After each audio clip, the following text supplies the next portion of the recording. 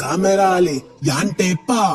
ඔය යකෙක් වගේ කෑ ගහන හඬක් ඔය ඇහෙන්නේ. යන්ට එපා ගමරාලේ. බිල්ලක් ඉල්ලගෙන ඔය ගමට ඇවිත් තියෙන්නේ. එහෙම බය වෙලා කොහොමද? යමන් ගොහින් බලන්ට. උඹට බැයි නම් උඹ ඉඳි. මං ගොහින් බලන්නම්. නාහට වැඩ කරලා නිකන් නැහින්ට එපා ගමරාලේ. වීරකම් කරන්ට පුළුවනි මිනිස්සෝ එක්ක. මේ පෙරේත පරාණයක් නෙව. යක්කු එක්ක හැපෙන්ට ආය පිස්සුවක් ඇත. මොක්කුණක් මොකද බොල? පොඩි දරුවෝ බියවද්දලා හරියන්නේ නෑනේ බොල. පුංචි සන්දියේ ඉඳන්ම බියගොළු කමින් ජීවත් වෙන්න ඕනේ නෑනේ මේ මහවුන් ඉද්දැද්දි.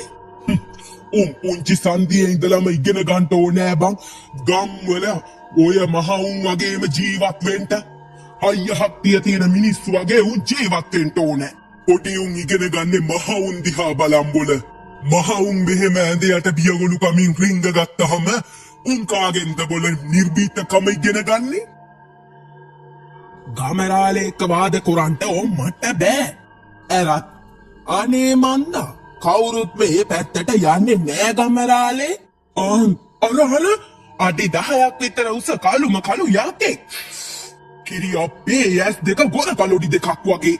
පේන්නේ නැතිද ඌ දරුණු එකෙක් විත්තිය. ජක්කු එක්ක විකඩ නටන්නේ නැතුව මේ මෙහෙට වෙලා ඉඳින්නකෝ. අනේ ගමරාලේ යන්ට නං එපා. අර යකා පරණ නුග ගහ යටට නෙවොවේ.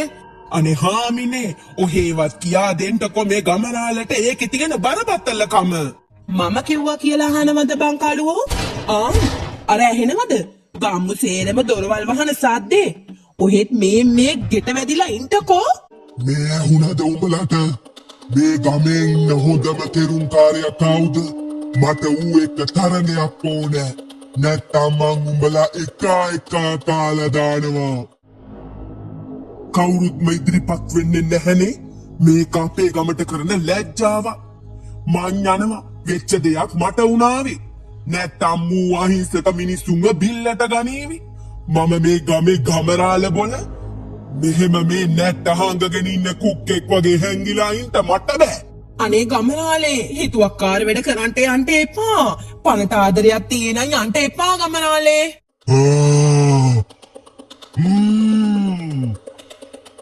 කවුරුත් නැද්ද?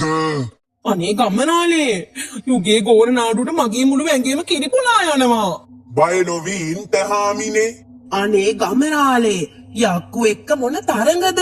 කොහෙද කියන එකක් අහනවද? දැන්වත් කියන දේ අහන්නකෝ ගමරාලේ. රාලේ අනේ ඉන්නකෝ. දැන් ඉතින් මක් කරන්නද හාමිනේ?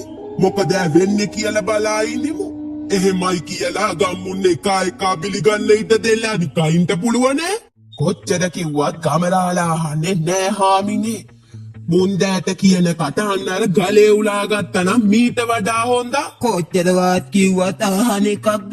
මේකේ බරපතලකම මූට තේරෙන්නේ නෑනේ. අන්නර බණ්ඩි ගමරාල යකා ළඟට යනව නේද? අනේ අසරණ බණ්ඩි ගමරාල මොනව කරන්නද බං? විහින්න හිනේ කාට නැහින්න දියා. කවුද බං යපු එක තරම් කරන්නේ? මිගේ වස්සට වෙලා කට වහගෙන ඉන්නේ නැතුව මුමේ විහින්න හින්න හදනවනේ බං. මොකද යකෝ මේ රෑජාමි කරන්නේ? ඇරක් මේ අපේ ගමට වැදිලා මිනිස්සුන්ට නිදා ගන්න හැටියක් නෑනේ බොගේ මේ ගෝර නාඩුවට. එහෙනම් මේ තමුන් තමයි මේ ගමේ ඉන්න හොඳම තෙරුමා. මං උඹට අභියෝග කරනවා. අපි දෙන්න තරගයක් කරමු. කවුද බලමු දිනන්නේ?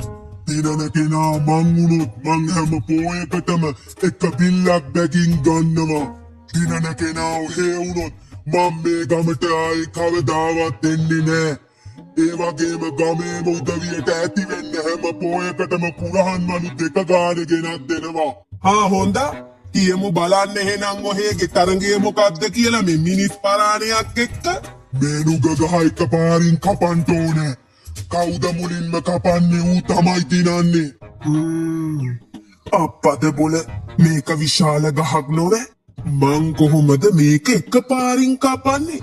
යකෙක් වෙච්ච මූට නම් එකපාරින් කපන්න පුළුවන් මේක ඇවුට කාච්ච. ඒත් මට නම් ඒක කරන්න බෑ. මොකද්ද මන් දැන් කරන්නේ? ගමරාල මාමා ගහ කපයිද දන්නේ මේ තරම් ලොකු ගහ ගමරාල මාමා කොහොමද කපන්නේ? මොකද්ද බොල? කෙල්ලේ මොකද්ද බං අර කියන්නේ මට මේ කෝලේ හෙන්නේ බං? ගමරාල මාමට කියනවා යක් මාමා අර ගහ එකපාරින් කපන්නලු. කිරි අප්පට ඔප්පු එච්චාලි. කොහොමද බොල අර මහා දෙවන්ත ගහ මේ ගමරාලේ එකපාරින් කපන්නේ? මම මුලදී කිව්වා කෝකට බෑ කියලා. කොහෙද මහ ලකුවට ගියානේ ඉදිරිපත් වෙන්න මේ ගමේ එක කෙරුම ඌ කියලා දෙන්නන්න. අනේ ඌ නැන්දම්මේ මාත් කිව්වා ගමරාලට කොහෙද ඉතින් කියන දෙයක් අහන එකක් ඈ. ආමිනෙට වට වග කියන්න ඕනේ ඉතින්. ආමිනේ දැනගන්න එපායේ ගමරාලට ඕකේ තියෙන බරපතලකම කියලා දෙන්න. ගමරාලට මං කොයි තරම්නම් පින්සෙන් දුනාද? කොයික පාරක්වත් ඇහුවේ නෑනේ. ගමේ අය පිළිගන්නවා කිව්වා විතරයි ගමරාල ඔය දිව්වේ. හොඳයි යකෝ මම කැමති. ඒත් මට පොඩි කොන්දේසියක් තියෙනවා. කොන්දේසියක්? ඒ මොකක්ද? එකපාරින් මොකක් බොල? අරු මේ එකපාරින් ගහ කපන්න මේ ඉදිරිපත් වුණා. මූට අම්මා අමු කැවිලාද? මූට පොඩි කාලේ මම දුන්නේ කිරිද එහෙම නැත්නම් පොල් කිරිද? මූ මේ බූරුවෙක් වගේ හැතිරෙන්නේ. උඹ ගහ කපන්න ඕනේ උඩින් ඉඳන්. මම කපන්න යටින් ඉඳන්. කවුද ඉස්සෙල්ලා ගහ බිම දාන්නේ? ඌ තමයි දිනන්නේ.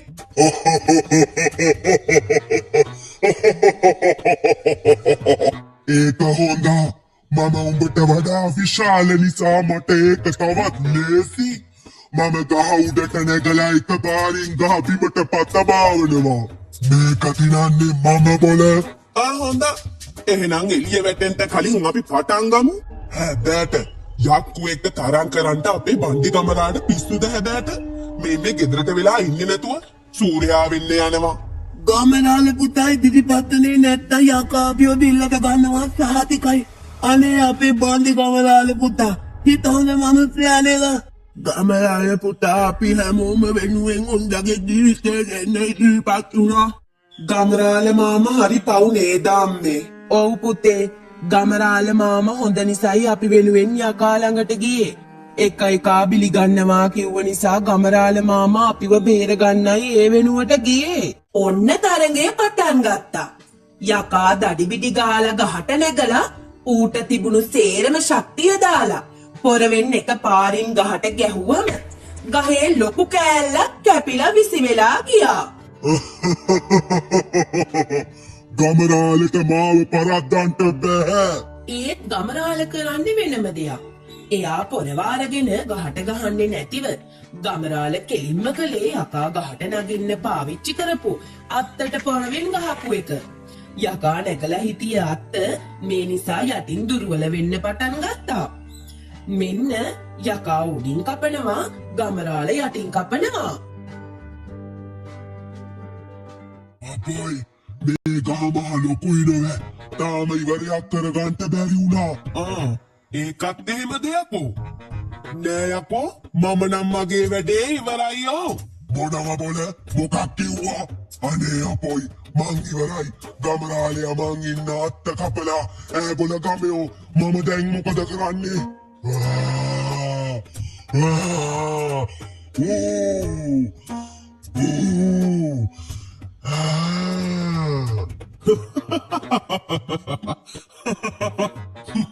ඕන් දැන් වැටේ.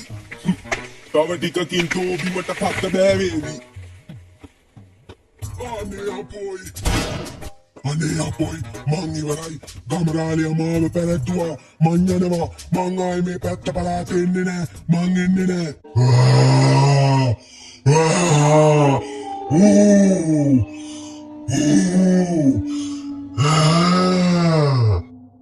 අන්නම්මේ යකා දුවනෝ. පරාද වුණා නේදෝ. ඔහිටු දෙව්වටකාරි නෑෝ. දෙනවයි කිව්ව කුරහන් මලු ටික ගම මායි මේ තියලා ගියත් හොඳයි හැම පෝයකටම. ගමරාල හපන.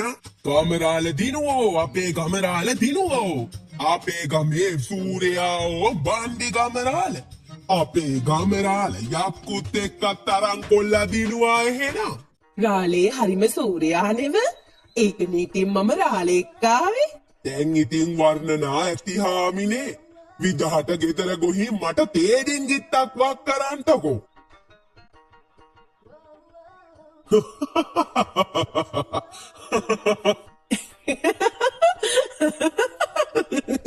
මොනතරම් විශාල ගැටලුවක් වුණත් නුවණින් විසඳ ගන්නට පුළුවන් කියලා බණ්ඩි ගමරාලගේ කතාවෙන් තේරුණා නේද? අද කතාව හොඳයි නම් ඒ ගැන අපට කමෙන්ට් එකකින් කියන්න. අපිට ලයික් එකකුත් දාගෙන යන්නකෝ. අපිව සබ්ස්ක්‍රයිබ් කරලා අපිත් එක්ක දිගටම එකතු වෙන්න. ආයෙමත් මේ වගේ ලස්සන කතාවකින් හමු වෙමු.